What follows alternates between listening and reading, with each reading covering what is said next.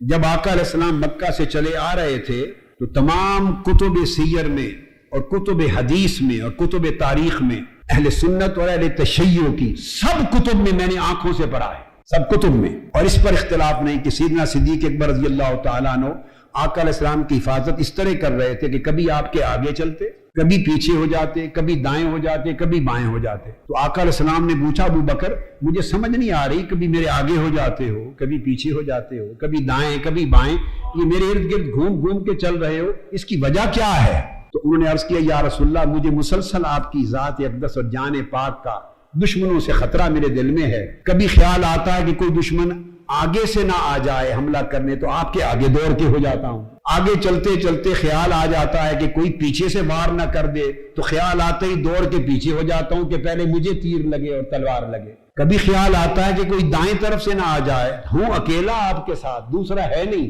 تو دائیں ہو جاتا ہوں، کبھی خیال آتا ہے بائیں ہو جاتا ہوں، تو اس طرح چاروں اطراف آپ کے گھومتا رہتا ہوں۔ سفر تو اس طرح طے کیا، اب آ گیا غار کا دہنا، جب غار میں داخل ہونے کی بات ہوئی قرآن کہتا اذ ہما فی الغار، جب دونوں غار میں تھے، اذ ہما فی الغار، یہ غار کے اندر ہونے کی بات ہے، جب غار میں تھے، اور لگتا یہ ہے میرا وجدان کہتا ہے کہ اذ ہما فی الغار یہ بیان ہے جب غار میں تھے، اس کی طرف اشارہ ہے، اور ثانی اثنین یہ جو ترکیب ہے یہ اشارہ ہے جب غار میں داخل ہو رہے تھے، دخول کا جو انداز تھا اس کی طرف اشارہ ہے۔ تو جواب آتا ہے کہ تم نے پوچھا کہ حضور کو ثانی کیوں کہا، ابو بکر اول کیسے ہو گئے؟ تو فرمایا تم نے غار ثور کا منظر نہیں دیکھا، آگے پیچھے دائیں بائیں تو ابو بکر چلتے رہے، جب غار میں داخل ہونے کا وقت آیا ابو بکر نے عرض کیا آقا آپ باہر رہے، پہلے میں جاؤں گا، غار میں پہلے میں جاؤں گا، ممکن ہے کوئی سانپ ہو اور مہلک چیزیں ہوں، سوراخ ہو، تو غار میں داخل ہونے والا پہلا ابو بکر تھا حضور کی جان کے لیے۔ اندر گئے، جہاں سوراخ نظر آتا پاس کچھ نہ تھا، اپنے ہی کپڑے پھاڑ کر اس سوراخ کو بند کر دیتے، پھر اور سوراخ نظر آتا پھر کپڑے پھاڑ کے بند کر دیتے، پھر اور سوراخ نظر آتا بند کر دیتے، سارے سوراخ اپنے کپڑے پھاڑ پھاڑ کے بند کر دیے، اور ایک سوراخ بچ گیا، اس کے لیے کپڑا نہ بچا کہ ستر بھی تو رکھنا ہے، اپنا پردہ بھی رکھنا ہے جسم کا، مگر اب کوئی کپڑا نہ بچا جو سوراخ بند کرنے کے کام آئے، وہاں اپنی ایڑی رکھ دی کہ اگر سانپ ہے اس میں کوئی تو مجھے ڈس لے، میرے محبوب کو نہ ڈسے۔ سارے سوراخ بند کر کے جو دو میں سے پہلا اندر گیا، تب عرض کیا آقا اب آپ آ جائیے، اس لیے حضور دو میں سے دوسرے ہوئے داخل ہونے کے اعتبار سے۔ تو ثانی اثنین کہہ کر صدیق کی وفا کا اللہ نے بیان کر دیا، دراصل ایک بڑا لطیف اشارہ کیا کہ کسی کا ذہن اس طرف جائے اور سوچے کہ حضور دو میں سے دوسرا کیوں ہوئے، تو اشارہ کیا دوسرا یوں ہوئے کہ ابو بکر نے روک دیا تھا حضور پہلے اگر جان لیوا کوئی چیز ہے تو مجھے جان دینے دیجئے، بعد میں آپ آئیے۔ تو غار میں داخل ہونے میں جو دوسرے تھے اور جان دینے کے لیے جو پہلے تھے، قرآن مجید کا سیاق بھی یہی تقاضا کرتا ہے، یہ ارجا بات تھی۔ اب دوسری بات کا امکان چونکہ رد نہیں، تو میں نے کہا اگر امکاناً ثانی سے مراد سیدنا ابو بکر صدیق کو لیا جائے تو اول حضور ہوئے، تو جب اول حضور ہوئے تو اس امکان مرجعیت یعنی اس کو مرجع بنا کر اس امکان کی بنیاد پر حضور اول ہوئے، تو قرآن کی نص وارد ہوئی کہ مصطفیٰ تمہارے بعد ثانی ابو بکر ہے، شان میں ثانی ابو بکر ہے رضی اللہ تعالیٰ عنہ۔ یہ توجیہ مرجوح ہے، امکان کے لیے میں نے بیان کر دیا، اور ارجح پہلے عرض کر دیا آپ کو۔ یہ ثانی اثنین کی تنقیح ہے، یہ جو قرآن نے جمع کیا اذ ہما فی الغار، ایک صیغہ میں ایک ضمیر میں جو تثنیہ کی ہے، اس میں خدا نے اللہ رب العزت نے آقا علیہ السلام کو اور سیدنا ابو بکر صدیق دونوں کو الگ الگ ذکر کرنے کی بجائے واو عاطفہ کے ساتھ، کہ عاطفہ تغایر مغایرت جدائی چاہتی ہے، اس بجائے واو عاطفہ کے ایک ہی ضمیر میں جو تثنیہ کا صیغہ ہے اس میں جمع کر کے سیدنا صدیق اکبر رضی اللہ تعالیٰ عنہ کا بارگاہ مصطفی میں مقام معیت اور مقام جمع بیان فرما دیا کہ ان کو شان جمع حاصل تھی بارگاہ مصطفیٰ میں، اور ان کی معیت حضور علیہ السلام کے ساتھ اس درجے کی تھی کہ وہ معیت آقا علیہ السلام کی ذات میں فنائیت کی تھی، کہ اللہ نے اذ ہما فی الغار، اذ ہما فی الغار کہہ کے اکٹھا جو ذکر کیا، تو جب رب کائنات دو کو معیت تامہ ایک صیغے میں ایک ضمیر میں جمع کر کے معیت اور فنائیت کے شکل میں بیان کرتا ہے، تو پھر جس کو رب اتنا قریب کر دے وہ شخص کبھی بھی زندگی میں تا عدم وفات اس رسول سے صدق و وفا میں دور نہیں ہو سکتا۔ اور پھر فرمایا اذ یقول لصاحبہ، اب یہاں کے فرمایا جب اپنے صحابی اپنے صاحب سے فرما رہے تھے لا تحزن ان اللہ معنا، گھبرا نہیں، غم نہ کر، اللہ ہمارے ساتھ ہے۔ معنا میں پھر جمع کا صیغہ اپنے دونوں کے لیے جمع کر کے اللہ ہمارے ساتھ ہے۔ جب یہ فرما ان کی پریشانی سیدنا صدیق اکبر رضی اللہ تعالیٰ عنہ کی یہ بات طے ہے، ہر مفسر نے لکھی ہے، اہل سنت اور اہل تشیع میں ہر مفسر نے بلا اختلاف لکھی ہے کہ پریشانی انہیں اپنی جان کی نہ تھی، آقا علیہ الصلوۃ والسلام کی جان پاک کی تھی۔ جسے اپنی جان کی فکر نہ رہے، فقط محبوب کی جان کی فکر رہے، اسی کو فنا کہتے ہیں۔ وہ فانی پھر رسول ہو گئے، وہ تو جب ثانی اثنین میں اول داخل ہوئے، اول داخلے نے انہیں فانی پھر رسول کر دیا۔ اب فانی ہو جانے کے بعد اللہ کی معیت نے تو اب باقی بنانا تھا، اب فنا کے بعد بقا دینی تھی۔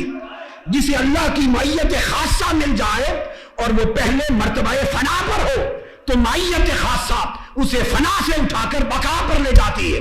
اب ان اللہ معنا اگر فرما دیتے کہ میرے ساتھ اللہ ہے تو اس کا مطلب ہوتا کہ حضور باقی رہتے۔ ارے مصطفیٰ تو پہلے بھی باقی تھے، بعد میں بھی باقی رہتے، اور حضور کی بقا تو کبھی انکار کا مسئلہ نہ تھا۔ اب جب معیت الہیہ خاصہ کی بات آئی جس نے باقی کرنا تھا، تو آپ کی وفا نے، جزا نے، احسان نے، سخا نے، عطا نے گوارا نہ کیا۔ جو مجھ میں فنا ہو گیا ہے، معیت الہیہ کا وقت آئے مجھے بقا ملے اور وہ فانی رہے۔ معنا کہہ کر فرمایا کہ اللہ کی معیت ہم دونوں کے ساتھ ہے۔ ابو بکر اگر میں باقی رہوں گا تو بھی باقی رہے گا۔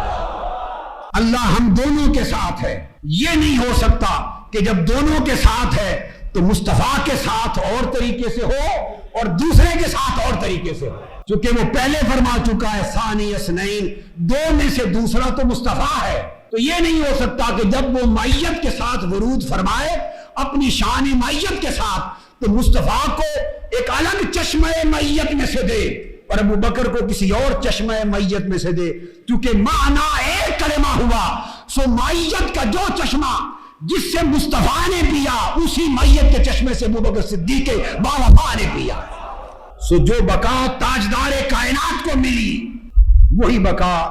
اس غلام تاجدار کائنات کو ملی۔ اب اس معنی نے معیت اور فنائیت کا مقام آپ کا کر دیا۔ یہ آپ کا مقام معیت کا تھا جو فنائیت میں بدل گیا۔ جب تک اذ یقول لصاحب ہی تھا معیت تھی،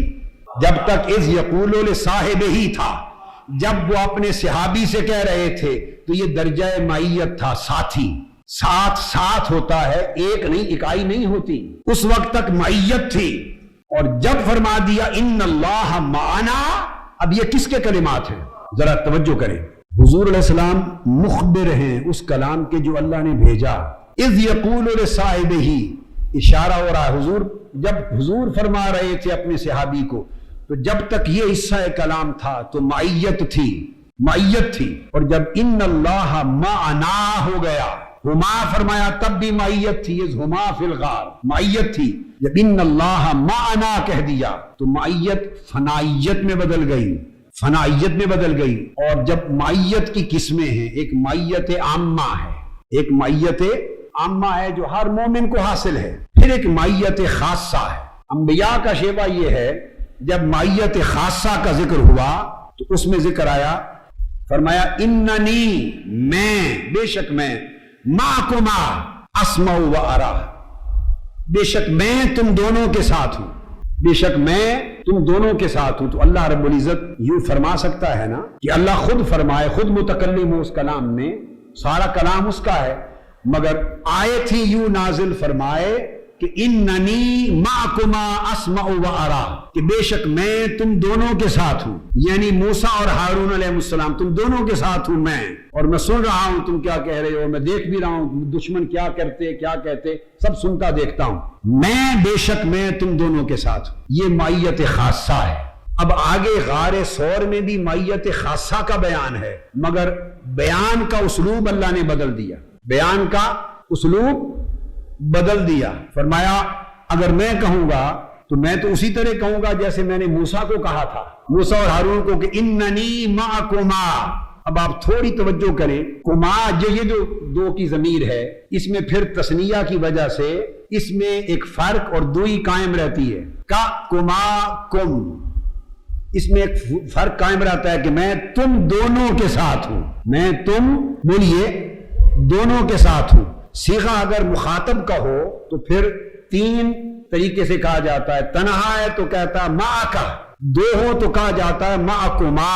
تین یا زائد ہو تو پھر کہیں گے معکم ہوا معکم اینما کنتم۔ تو جب میں مخاطب ٹھہراؤں گا تو میرے خطابات بڑی دقیق اور لطیف ہے، توجہ سے علماء کے لیے مشکل نہیں ہے۔ فرمایا باری تعالیٰ نے اگر میرے محبوب میں خطاب کروں گا صیغہ تکلم میں تو میں تمہیں مخاطب ٹھہراؤں گا، جب تمہیں مخاطب ٹھہراؤں گا اور صیغہ خطاب کا ہوگا تو پھر میں تم دو کی بات ہے تو میں تو کما کہوں گا کہ میں تم دونوں کے ساتھ ہوں، جیسے میں نے موسیٰ و ہارون کو کہا تھا۔ تو جب کما کہا